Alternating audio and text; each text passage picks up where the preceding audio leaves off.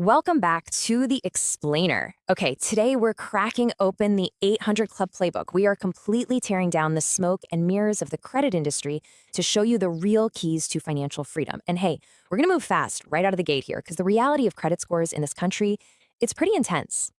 Think about this for a second. 35%. As we speak, 35% of Americans are sitting on a credit score below 650. That is a massive chunk of the population just trapped in the financial danger zone. To put that into human terms, that translates to over 100 million people. 100 million Americans who are getting slapped with higher interest rates on cars, handed terrible terms on mortgages, or even getting flat out rejected for basic rental applications. And the financial toll of that? Honestly, it's a total gut punch. Having a bad credit score silently acts like a $50,000 lifetime tax and extra interest payments. You heard that right. 50 grand, just gone, all because of a three-digit number. But here's exactly why you're going to want to stick around for this. According to the playbook we're breaking down today, you can absolutely beat the system. We're going to walk through the exact step-by-step process you need to escape that trap and finally join the Elite 800 Club. And the craziest part? The source claims you can start seeing a real transformation in as little as 30 days. So let's jump straight into step one, anatomy of a credit score. Look, to win the game, you gotta know how it's actually played.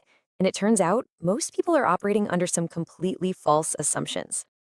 What's really fascinating here is how the scoring formula actually breaks down. I mean, most of us just assume paying bills on time is literally all that matters. Well, it's not. Don't get me wrong, payment history is huge, coming in at 35%. But right alongside it, credit utilization. That makes up a massive 30% slice of the pie.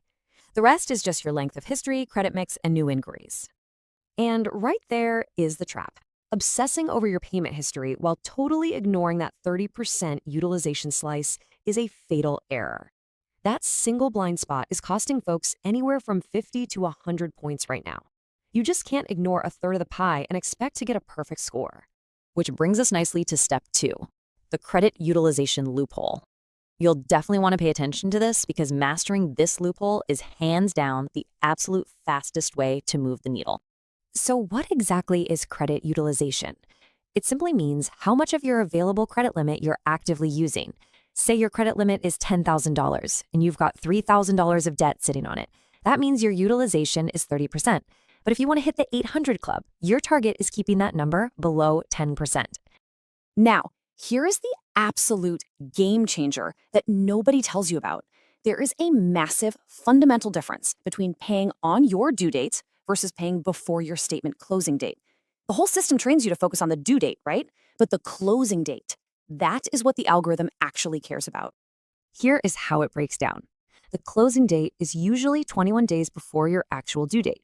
That is the exact day the credit card company takes a snapshot of your account and reports it to the credit bureaus. So when you pay your balance before that closing date, your reported balance drops to near zero. And because of that little trick, your score can jump 20 to 50 points in a single month. Pretty wild, right? All right, let's keep the momentum going with step three, automate, elevate, and piggyback. We are shifting into high gear here with some really advanced strategies to bulletproof your credit growth. First up, literally never miss a payment. As we just saw, payment history is 35% of your score. One single missed payment can tank your score by 100 points overnight, and it hangs around your neck like an anchor for 7 long years. Just go set up autopay for every account right now, even if it's just for the minimum. Think of it as your ultimate safety net. Next is what I like to call a structural hack, elevating your credit limits. Literally just call your credit card companies and ask them for a limit increase. Now, you do not use this to go out and spend more money, okay? You do it because a higher limit automatically lowers your utilization ratio. Think about it. If your limit doubles, your utilization gets cut in half instantly. Your score goes up, and you didn't even pay down a single dollar of debt. Then we have the authorized user tactic. This is practically a cheat code. You ask a highly trusted friend or family member, someone with pristine credit, to add you as an authorized user on their oldest card. You don't need the physical card, and you don't spend a dime of their money. But just by being added, all of their perfect history on that specific card gets imported directly onto your own credit report. To really grasp the power of this step, just think about the number 10. If you jump onto a card that has a 10-year perfect history, You instantly get 10 years of perfect credit behavior injected right into your own profile.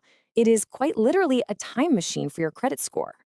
Okay, let's bring the whole thing together for step 4, joining the 800 Club. So, what is the actual long term reality of running this playbook? I actually want to share this exact quote from this source material because honestly, it's super empowering. It says, follow these 5 steps consistently for 6 to 12 months, and an 800 credit score is not just possible, it is almost guaranteed. Yes, it definitely takes consistency, but the path forward, automating your payments, mastering those closing dates, and elevating your limits is completely mapped out for you. And once you cross into that 800 territory, the system finally starts working for you. You are looking at saving tens, maybe even hundreds of thousands of dollars on future loans. Remember that $50,000 lifetime tax we talked about at the very beginning? Yeah, you get to take that and put it firmly back into your own pocket where it belongs. So, you now have the ultimate playbook to build your financial foundation. But as we know, building wealth is really only half the battle, right? Protecting it is what comes next, which brings us to a massive question. What are the 7 tax secrets the IRS absolutely does not want everyday Americans to know? Well, we're going to break down that exact mystery in our next explainer. Keep that credit utilization low, and I will see